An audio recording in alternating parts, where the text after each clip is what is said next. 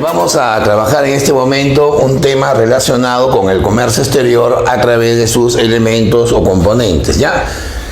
Hay tres elementos fundamentales para definir el comercio exterior. El primero se llaman las divisas, ¿ya? Luego vienen las reservas internacionales netas y luego viene el tipo de cambio. Lógicamente, el tipo de cambio va a ser su elemento más importante o condicionante, ¿está bien?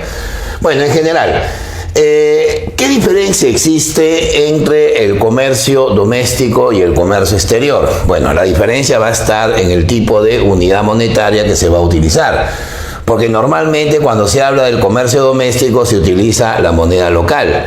En el comercio exterior habrá que utilizar más de una moneda. Justamente en ese contexto es que aparecen las divisas, ¿no?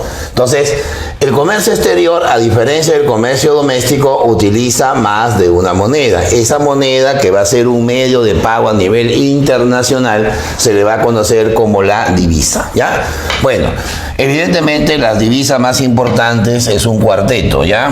Va a estar el dólar en primer lugar. Luego va a estar el yen por su estabilidad, luego viene el euro, ¿no es cierto? Y luego está la libra esterlina, ¿ya? Ese es el cuarteto de las divisas más importantes en el mundo. Claro, en el contexto mundial dentro de unos 10 o 15 años puede cambiar. De repente podemos introducir el yuan, ¿no? La moneda china. Podemos introducir, por ejemplo, la rupia, la moneda de la India, evidentemente porque van a ser las megapotencias dentro de unos 10 o 15 años, ¿no? Ya son potencias, pero le falta todavía el sostenimiento bélico, el sostenimiento bursátil para considerar a sus monedas como divisas en el mercado mundial, ¿ya? Bueno, ¿cuáles son los condicionantes para que las monedas extranjeras se puedan llamar divisas? Vamos a considerar tres, ¿ya? En primer lugar va a estar la potencialidad comercial, ¿está bien? La potencialidad comercial. Luego viene la potencialidad financiera, ¿correcto? Y luego viene la potencialidad bélica. Estos tres elementos, al complementarse, van a determinar a una moneda como divisa en la economía mundial. La potencialidad comercial dependerá del nivel que tengan las exportaciones, ¿está bien? El tamaño de las exportaciones para un país va a sostener a su moneda en una cierta fortaleza o nivel comercial. Por ejemplo, la economía china es hoy la economía más grande en el mundo en nivel de exportación. Casi duplica las exportaciones norteamericanas, ¿está bien? Estados Unidos, Japón es otro gigante asiático, la Unión Europea, que considera pues a 26 países como un solo bloque, van a determinar pues que estas cuatro economías sean las economías top, digamos, a nivel de las exportaciones en el mundo, ¿no? La potencialidad financiera está fundamentada en la capacidad acreedora, la capacidad bancaria, la capacidad de bolsa. La bolsa de valores es el termómetro de la economía mundial. Entonces ahí, por ejemplo, la situación cambia, ¿no? A Estados Unidos y Japón vamos a aunar el Reino Unido, ¿no? En este caso el Reino Unido está dentro de una política de Brexit, o sea, una política de apartarse del comercio mundial. Alemania, bueno, que es una economía casi independiente. Suiza, que es un bloque económico también muy exclusivo, van a determinar pues una capacidad bancaria, una capacidad netamente financiera, ¿no? Y por último viene la potencialidad bélica, que está definida bajo el poderío militar y nuclear de los países, ¿no? Estados Unidos, Rusia, Israel, el Reino Unido forman la llamada potencialidad bélica, ¿ya? Por eso decimos cuál es el país que sustenta las tres potencialidades. Ahí lo tenemos a Estados Unidos. Por eso que el dólar viene a ser, como quien dice, la moneda mundial, la moneda más importante, ¿no? Bueno, las reservas internacionales netas, conocidas como RIN, ¿no es cierto?, vienen a representar, digamos, la capacidad de sostenimiento que una economía tiene frente al mundo, ¿verdad? Y es ahí donde interviene un organismo constitucional autónomo que es el Banco Central de Reserva. Entonces, las reservas internacionales netas vienen a ser los activos, ya, bien clarito dice ahí, los activos con que cuenta un país, ¿no es cierto? Ahora vamos a ver cuáles son esos activos netos para hacer frente a sus obligaciones con el exterior. O sea, con las reservas una economía puede cubrir una determinada temporada de importaciones, puede cubrir endeudamiento externo, puede cubrir sostenimiento de las divisas, ¿no?, para la economía frente al mundo, ¿verdad? O sea, es como quien dice el soporte financiero que un país va a tener. Por eso le llaman reservas internacionales netas, que van a estar conformadas tanto por las divisas, o sea, los dólares, los euros, las libras, los yenes que un país tiene, más el llamado oro monetario. El oro monetario viene a representar el oro físico definido por un cierto peso. Normalmente la unidad de medida que se va a utilizar es la onza Croy, que es aproximadamente 32 gramos. En base a eso, cada lingote va a tener un determinado peso y ese peso se multiplica por su precio a nivel mundial, ¿no? En nuestro país, por ejemplo, hablando ya de mediados de este año 2020, estamos hablando de casi 60.000 millones de dólares, ¿no?, que el Perú tiene en este momento en reservas internacionales. Para tener una idea, 60.000 millones de dólares es más del presupuesto nacional de un año, imagínate, ¿no? Las reservas internacionales son más del doble de la deuda externa del país, ¿no? Entonces, eso significa, pues, evidentemente una capacidad suficiente para que una economía esté blindada, esté protegida frente al contexto internacional. Pero una pequeña observación. El nivel que tengan las reservas internacionales netas dependerá del resultado que tenga la balanza de pagos, ¿no? Dependerá del resultado, ¿no es cierto?, que va a tener la balanza de pagos de un país, ¿no? Si la balanza de pagos es positiva, hay un superávit en la balanza de pagos, las reservas evidentemente van a incrementarse, porque el país va a tener más entradas que salidas de moneda extranjera. Entonces eso le permite a la economía, pues, tener un soporte más positivo, ¿no? Pero si la balanza de pagos termina siendo negativa, entonces las reservas internacionales van a empezar a reducirse, ¿no es cierto? Esa sería la idea. Bueno, ahora viene el tipo de cambio. Ya, vamos a analizar entonces qué es el tipo de cambio y cuál es su estructura y cuál sería evidentemente su opción, ¿no? ¿Cuál sería su opción frente a la economía mundial? A ver, tipo de cambio es lo mismo que decir tasa de cambio, pero ¿cómo se define? Es el precio que tiene una moneda, ahí está bien claro, que tiene una moneda, pero en términos de otra moneda. O sea, es la proporción en que dos monedas se pueden intercambiar, una moneda en función de otra, ¿no es cierto? Eso se llama tipo de cambio. Por ejemplo, en nuestro país, aquí en la capital, un dólar equivale a un promedio de 3 soles con 40 céntimos, ¿no? En realidad estamos haciendo un redondeo. Si vamos a México, vamos a encontrar un dólar de 22 pesos mexicanos, ¿no? O de repente en el mercado europeo un dólar es casi 90 centavos de euro, ¿no? Eso significa un tipo de cambio. Entonces, conociendo estas proporciones, podemos también definir más o menos cuánto es el precio de una moneda en función de otra, ¿no? Si a mí me dicen, por ejemplo, que en México, a ver, un pantalón cuesta 600 pesos, lo convierto a dólares y luego lo convierto a soles. Y aproximadamente me va a dar unos 100 soles, ¿está bien? Eso sería la proporción en que las monedas se pueden intercambiar. Bueno, el tipo de cambio acepta 3 modalidades, ¿no? Va a estar el tipo de cambio fijo, luego viene el tipo de cambio flexible y luego viene el tipo de cambio administrado. ¿Ya? Vamos a ver entonces qué significa cada uno de ellos, ¿ya? El tipo de cambio fijo es un término que ya no debería ser usado en la economía peruana, pero queda como un remember, digamos, como una estructura de la historia del dólar en el Perú. Porque el sistema del tipo de cambio fijo fue un sistema que se implementó en el gobierno de Fernando Belaúnde en 1984 y duró hasta 1990. O sea, eso significa que duró todo el primer gobierno de García Pérez, ¿no? Y bueno, por algo lo vamos a recordar. El tipo de cambio fijo es aquel que está determinado por la autoridad monetaria. O sea que este dólar está fijado por el Banco Central de Reserva. Nadie más puede fijar el precio del dólar. a menos que sea el Banco Central. No hay mercado libre, no hay opciones competitivas, simplemente el control de los dólares lo tiene el Banco Central, ¿ya?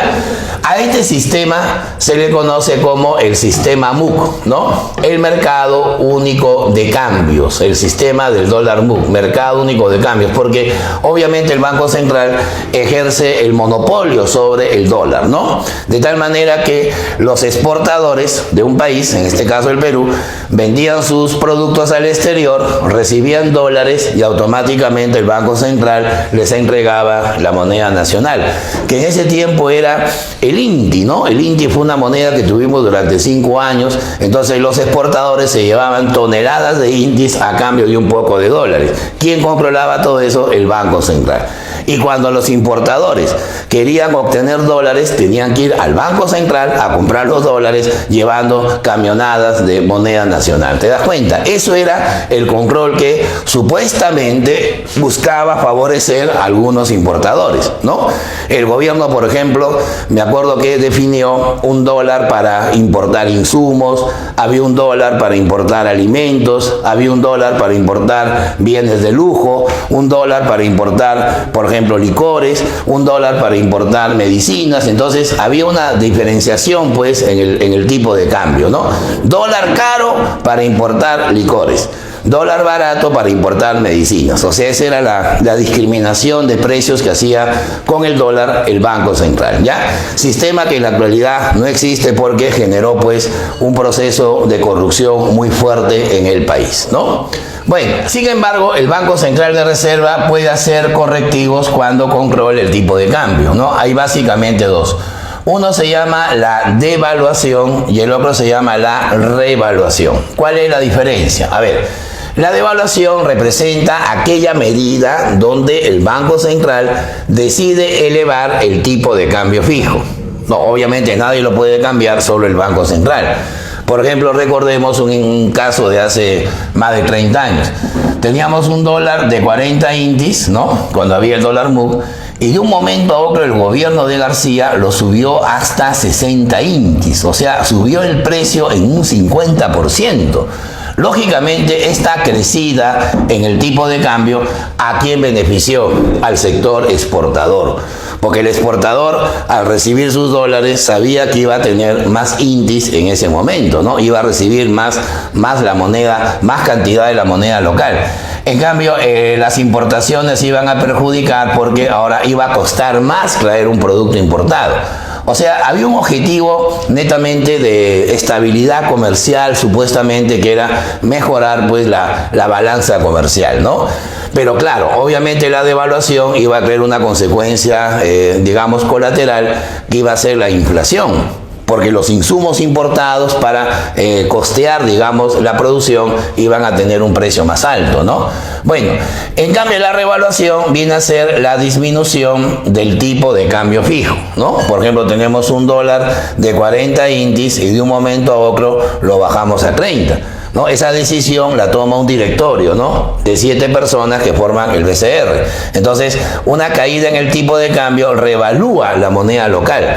Por eso que los que ganan son los importadores, porque va a haber un dólar barato, pero los que van a perder son los que exportan, ¿no? Porque van a tener evidentemente que recibir menos unidades de moneda local por la moneda extranjera, ¿no? Bueno, ahora está el segundo tipo de cambio, la segunda modalidad, que se llama el tipo de cambio flexible, ¿no? La palabra flexible viene de variante, ¿no? Viene de cambio, de rapidez, ¿no es cierto? También le llaman tipo de cambio volátil, ¿no? Debido a que puede subir o bajar en cualquier momento con suma facilidad. ¿Por qué? Porque el tipo de cambio flexible va a estar determinado por el mercado de divisas, ¿ya? En el mercado de divisas hay libre competencia, hay libre concurrencia de vendedores y de compradores. De tal manera que los que ofertan dólares y los que demandan dólares sin ningún control del Estado van a determinar en libre concurrencia el llamado nivel o punto de equilibrio. Por eso que algunos autores también le llaman flotación limpia. Le llaman limpia porque no hay ninguna, digamos, injerencia del Banco Central, ¿ya? Así, por ejemplo, mira, ¿Qué pasa si hay un aumento en la demanda de dólares, ¿no? Es decir, el sector que los adquiere, el sector que compra dólares, de un momento a otro impulsa la demanda. Eso va a generar que el tipo de cambio empiece a subir. Claro, eso en economía tiene un nombre, ¿no? Cuando el tipo de cambio es de libertad, es volátil, se le llama una depreciación de la moneda. En cambio, si baja la demanda por dólares, eso va a generar que disminuya el tipo de cambio. Y lógicamente al caer el tipo de cambio, la moneda local se estaría apreciando, ¿no? Hay una apreciación de la moneda local. ¿Se dan cuenta? O sea que el tipo de cambio y la demanda por esa moneda extranjera están en una relación directa, ¿no? Una sube, la otra también aumenta y viceversa, ¿no? En cambio, cuando sube la oferta de dólares, ¿no? El exceso de dólares hará que el tipo de cambio disminuya, o sea, lo cambia en sentido inverso. Y cuando baja la oferta por dólares, el tipo de cambio empieza a subir, ¿ya? Ahora, ¿de dónde viene esa demanda y de dónde viene esa oferta? Entonces, evidentemente el mercado tiene componentes. Vamos a ver cuáles son, ¿ya? ¿Quiénes ofertan dólares? En primer lugar, los exportadores nacionales, o sea, los empresarios que producen bienes internamente y los venden al exterior. El exportador evidentemente va a representar una situación de oferta, ¿no? Es el que ofrece dólares en el mercado. Mientras que la oferta también va a estar a cargo del turista, ¿no? El turista extranjero que viene a nuestro país, obviamente viene con sus dólares, los cambia por la moneda local para hacer sus gastos. Los inversionistas que vienen del exterior, pero hay una diferencia. Mientras este viene por un tiempo, o sea, es vacaciones, el de acá se viene a quedar. O sea que estos dólares son más importantes que los de acá, porque estos vienen a estabilizar pues la economía del país, ¿no? Y también estarían los que, bueno, en este caso los peruanos que reciben remesas, ¿no? O sea, que reciben dólares de otros países debido pues a que tienen familiares, tienen allegados que están en otros países y les envían dólares para vivir pues en el país, ¿no? Y a esto tenemos que agregar también lo que nosotros llamamos el lavado de activos, ¿no? O sea, lo que se conoce comúnmente como el ingreso de dólares que entran a través pues del narcotráfico, ¿no? De la tala ilegal, la minería ilegal, ¿no? Que al final pues genera que el tipo de cambio tenga pues una, entre comillas, estabilidad, ¿ya? ¿Quiénes demandan dólares? Lo contrario, pues, ¿no? Los que importan, ¿no? Del país. Evidentemente, si yo soy un empresario que necesito traer madera, ¿no? Voy a tener que comprar dólares para traer esa madera importada. O sea, yo soy un demandante. ¿Quiénes más demandan dólares? Los turistas nacionales, ¿no? O sea, los peruanos que salen a conocer otros países, ¿no es cierto? Los turistas nacionales. Y también los inversionistas peruanos que se van al exterior. O sea, los que, entre comillas, salen con sus capitales a conquistar la economía mundial. Ya, ahora, no confundir, porque una cosa son los correctivos y otra cosa son las distorsiones. Las distorsiones son los cambios que se producen en el precio del dólar debido a los cambios en la demanda y la oferta. Así, por ejemplo, la depreciación. La depreciación viene a ser el aumento del tipo de cambio flexible. ¿Por qué se genera la depreciación? Hay dos motivos. O la oferta ha caído o en su defecto la demanda por divisas ha aumentado. Entonces, evidentemente esa depreciación de la moneda local, ahí la ponemos como un ejemplo, de 3 soles 40, digamos, a 3 soles 50, eso va a generar que el exportador sea más competitivo frente al mundo, porque su producto generado aquí en el país, lo que produce en el país, afuera se verá más barato. Mientras que el importador va a ver que las cosas que trae de afuera serán más caras para él en la moneda nacional. O sea que tiene el mismo efecto que la devaluación, con la diferencia que la devaluación la decide el Banco Central, mientras que la depreciación no la decide, sino la interactúa el mercado, ¿ya? Ahí tenemos la diferencia. En cambio, la apreciación viene a ser la disminución del tipo de cambio flexible. O sea, eso significa que esa disminución se puede deber a dos razones.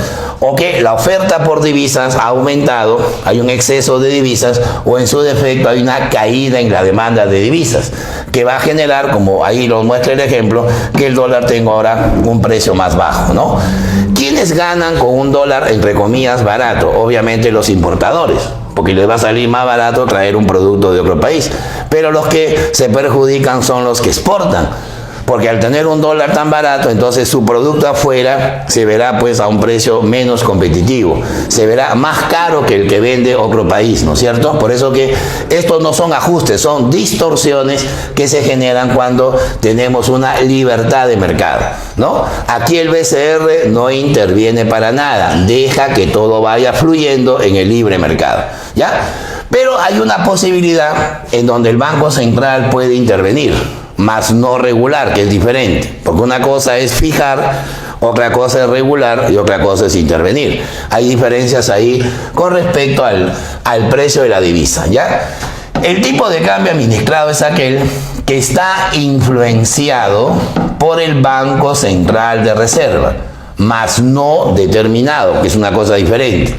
Eso significa que, si bien es cierto el mercado es libre, pero ante la volatilidad, o sea, ante las variaciones repentinas que puede tener el tipo de cambio, ahí interviene el Banco Central.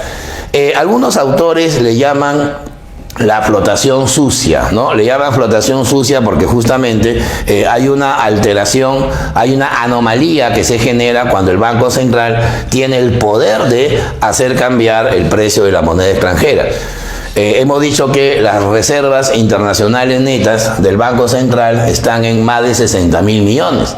Entonces, en el Perú no hay nadie, no hay ninguna empresa, no hay ninguna persona natural que tenga esa capacidad de tener ahorro interno, ¿no? Por eso que el Banco Central aprovecha esa capacidad y a través de su directorio decide en qué momento va a intervenir sobre el mercado cambiario, ¿no? Ahí, por ejemplo, podemos plotear más o menos cómo puede desempeñarse este sistema. A ver, acá, por ejemplo, mira, tenemos un tipo de cambio referencial y acá tenemos una serie de tiempo, ¿ya? Por ejemplo, en una economía con estabilidad de un dólar de 3.40, ahí se nota claramente la estabilidad, en algún momento el tipo de cambio puede dispararse, o sea, es muy volátil, ¿no? Esa volatilidad va a hacer que el BCR inmediatamente se preocupe, porque imagínate que llegue pues a un precio exagerando pues de 4 soles, sería inflacionario para el país. Entonces, si el dólar se va a disparar demasiado, inmediatamente el BCR va a tener que abrir su bóveda, ¿no? Y sacar dólares para llevarlos al mercado. La disparada del dólar va a generar que el BCR tenga que venderlos, ¿no? Vender dólares justamente para hacer que el dólar nuevamente pues empiece a caerse, a estabilizarse. Más que caerse, bueno, sufre una caída, ¿no? Pero va a buscar una estabilidad, ¿está bien? ¿Quién ha logrado que el dólar vuelva a su normalidad? El BCR. Nadie más lo puede lograr. Por eso le llaman flotación sucia, ¿no? Siempre vemos en las noticias, BCR vendió 500 millones de dólares. ¿Por qué lo hace? Para evitar la disparada en el tipo de cambio. Pero también puede pasar lo contrario. Puede haber una caída estrepitosa, ¿no? Un crack, ¿no es cierto?, dentro de la estabilidad cambiaria, y puede generar que el BCR haga lo contrario. ¿Qué hace el BCR si el dólar se derrumba? Va a tener que estimularlo, pues, porque los exportadores se van a salir perjudicados. Ahí el BCR va a tener que comprar. ¿Ya? Va a tener que comprar dólares justamente para que esa mayor demanda pueda hacer que el dólar nuevamente empiece a recuperarse, ¿no? Y al final vamos a tener un dólar que va zigzagueando, ¿no? Pero ese zigzagueo lo genera el propio Banco Central, ¿ya? El BCR, ante una disparada, sale como loco a vender dólares para estabilizarlo, hacerlo caer, y ante un derrumbe demasiado volátil, ¿no? Busca levantarlo hasta llegar pues al nivel de equilibrio, ¿ya?